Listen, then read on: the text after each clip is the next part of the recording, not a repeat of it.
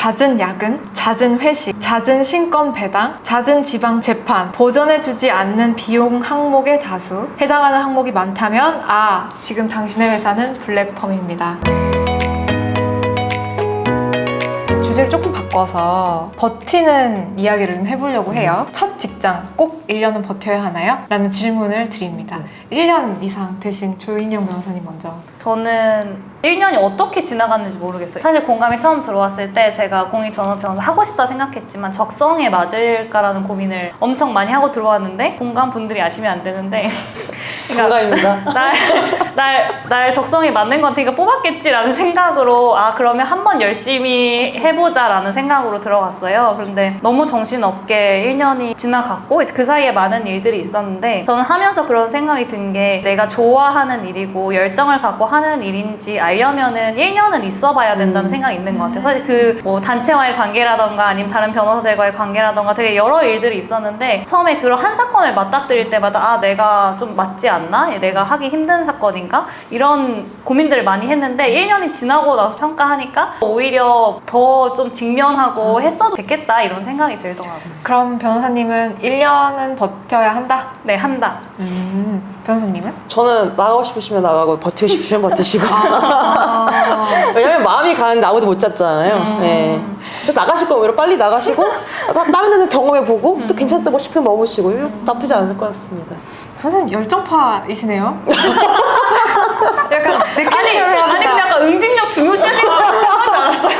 아니 인간의 입체적인 거니까. 그렇죠. 뭐 나가는 사람 진짜 붙잡겠죠. 가지마 할 텐데 가야지. 그래도 가야지 막 이런 마음에서 하겠죠. 네네. 그렇군요. 저희가 받은 사연이 있는데 역시 익명을 요청하신 꿀벌 변호사님께서 첫 직장은 꼭 1년을 버텨야 하나요? 라는 질문에 물론입니다. 퇴직금을 지급받지 않고 나오는 것은 전연차의 가벼운 봉급을 더 가볍게 만들어주는 행위이며 사용자에게 좋은 이익을 남겨주는 것이라 생각합니다. 미운 회사일수록 퇴직금까지 왕창 뽑아먹고 나와야겠다는 생각을 하면 좋을 것 같습니다. 라고 너무 훌륭하신 것 같아요. 그래요? 되게 흥미로운데요, 저는 오히려. 변호사 네. 자문처럼 쓰셨네요. 그러니까 고객한테 자문하듯이 자문하듯이 쓰셨네요. 근데 약간 이와 다른 견해가 있는 것 같은데 퇴직금을 털 생각하시다가 매달 털리는 자기의 멘탈과 체력과 정신적 손해가 더 크실 수도 있다는 거 한 번쯤 생각해 보시면 좋을 것 같습니다. 물론 좋은 회사에 있으면 그런 일이 전혀 없겠지만 카메라 뒤에서 익명의 변호사님께서 의견을 주셨어요. 그러니까 생각해보면 그렇게 뭔가 원치 않은 일을 갈리면서 하다가 정말 소진이 될 수 있을 것 같아서 근데 이게 체력이 소진되고 약간 멘탈이 소진되는 것뿐만 아니라 저도 이제 공감해서 느낀 건 아닙니다. 그런데 다른 곳에서 느꼈는데 나를 잊어버리게 되더라고요. 막 긍정적이었던 사람인데 그러니까 화가 많아지고 어떤 얘기를 하면은 굉장히 날카롭게 반응하게 되고 그런 면에서는 그렇죠. 그리고 이게 질문이 1년은 버텨야 되느냐라는 질문의 취지는 이력서상에 1년 이상 어떤 회사에 근속하지 않고 자꾸 옮겨 다니는 사람으로서 약간 나쁜 인상을 주는 것에 대한 우려 그런 게 들어간 질문이기는 했는데요. 근데 이제 자기의 다정함을 잃어버릴 만큼 지금 속해 있는 직장이 자기한테 유해하다면 꼭 버텨야 하는 것은 아니고 그런 이력서에 대한 편견이 좀 없어졌으면 하는 생각이 드네요. 그리고 남은 기간이 얼마냐에 따라서도 좀 다를 것 같아요. 10개월 정도 했는데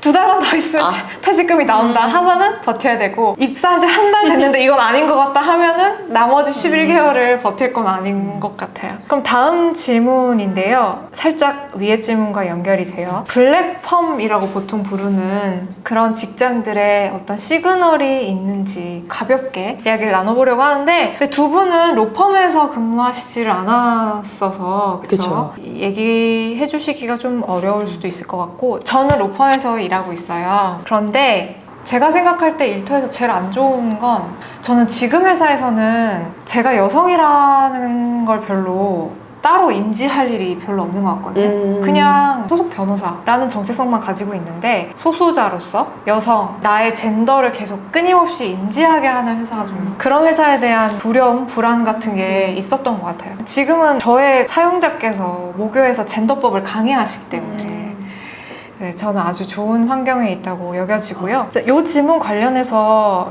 또 또 저희가 사연을 한번 받았는데 여기에 좀 컬러풀한 내용들이 있어서 제가 읽어드리겠습니다. 잦은 야근, 잦은 회식, 잦은 신권 배당, 잦은 지방 재판, 보전해주지 않는 비용 항목의 다수, 의뢰인과 직접 소통하는 일 다수, 이런 항목들이 소속 변호사의 업무 환경과 근로 의사를 매우 저하시키는 것들인데 해당하는 항목이 많다면 지금 당신의 회사는 블랙펌입니다 라고 하십니다. 저 질문 있습니다. 네. 왜 의뢰인과 직접 소통하는 게 안 좋은 건가요? 이게 아무래도 소속 변호사는 스스로 자기가 사건을 수임하지 않고 네. 파트너 변호사가 수임한 사건을 일을 받아서 처리하는 입장이다 보니까 의뢰인과 직접 인간관계가 있는 것은 아니라는 전제하에 이런 항목을 말씀 주신 것 같아요. 그런데 제 경우는 의뢰인과 제가 직접 소통하는 편이 훨씬 더 편하긴 하거든요. 뭐 자료 받거나 사진 네, 확인하거나. 네, 그리고 저는 이런 걸 카메라 앞에서 얘기해도 되는지 모르겠는데 저는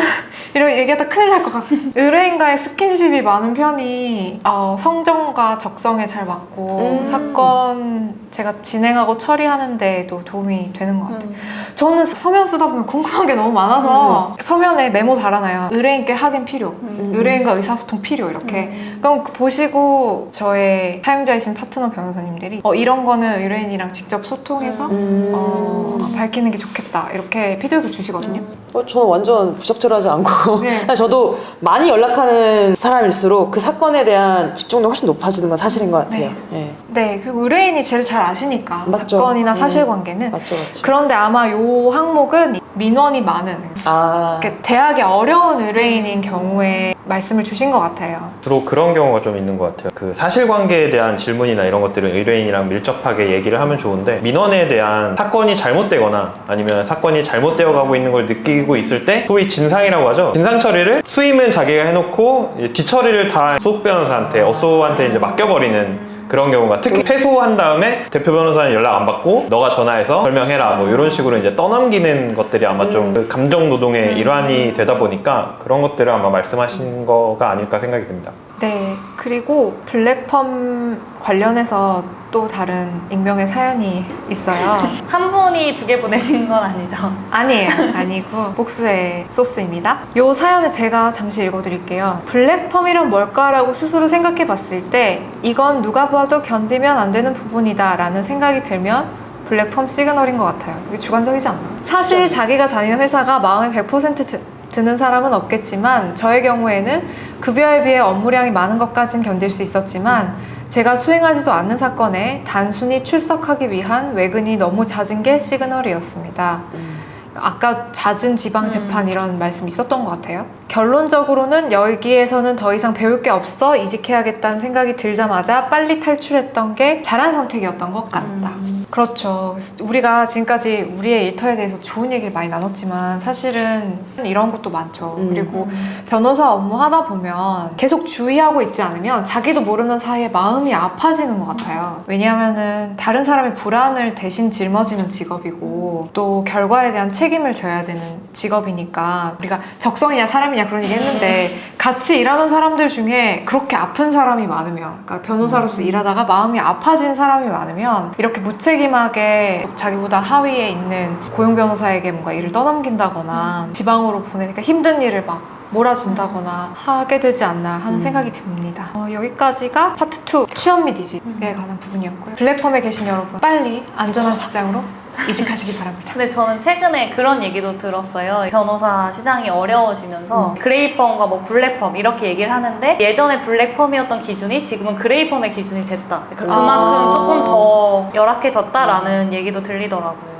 어쨌든 업의 특성상 노동 집약적이고 시간이 많이 들어가고 또 뭐 리서치나 자료 검토를 하는데 많은 시간을 썼는데도 이렇다 할 아웃풋이 해결 방안이 잘 안 나와서 결과물을 받아보는 사람 입장에서 이거 하느라 그렇게 오래 걸렸어? 라고 생각이 들 수밖에 없고 또 새벽에 주로 일하신다고 일이 관성이 붙어야 이렇게 마무리가 되고 하는 여러 가지 업의 특성이 있는데 아무래도 전연차 신입 변호사들은 본인의 업무 스타일과 이런 업의 특성과 이런 거에 익숙해지는 과정에서는 좀 안전한 직장에서 배움과 성장의 기회가 있으면서 보호받으면서 하는 것이 필요하다는 생각이 듭니다. 자, 그렇다면 이제 분투기로 자연스럽게 넘어가도록 하겠습니다.